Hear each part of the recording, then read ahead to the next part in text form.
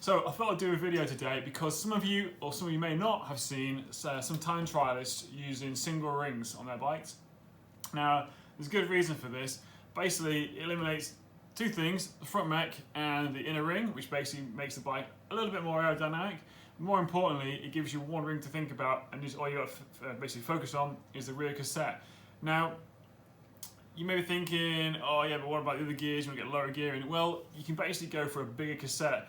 Because manufacturers such as SRAM and Shimano are making larger cassettes, and you see a lot of the racers using larger cassettes. 1125 is like a thing of the past. We're seeing 1130, 1132 being used. By going for a single ring, you still are able to get the full range of gears, or roughly the full range of gears, as you would do on a double ring setup. More importantly for myself, the reason why I went for single ring was because in 2016 I managed to lose my chain in a really important race, and it cost me a qualifying.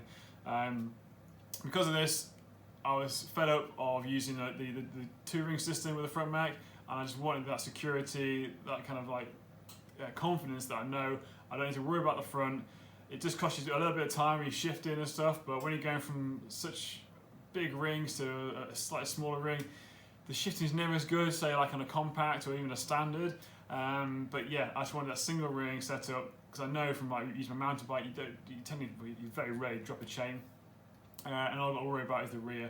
So what I did from middle of last year was I bought one of these, which is a 58 tooth Aero Coach single ring, and as you can see, it's got the pronounced single chain ring style, not narrow wide, a bit more like the Shimano ones, where it's basically like an exaggerated tooth pattern that holds the chain on.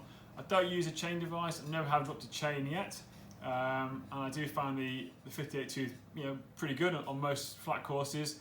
For sporting courses, I do have a smaller ring, which I'm going to come to next, but I have been using 58 pretty much everywhere with an 1132 cassette. The downside to using an 1132 cassette is you do get those kind of holes in gears, but if you're able to push through that, if you like increase your cadence or decrease your cadence down to whatever you can push, you can get away with it. The thing with the Aero Coach ring is it has a slight oval to it. If you look at that at a glance, it looks round, but there is a slight oval here and like a peak there. They say it's designed for time trialing because you're in that more of aggressive position. You have a slightly different pedal stroke to, say, a standard traditional seat position. So that's pretty much your only option at the moment. There's not many other manufacturers that make single ring chain rings this big.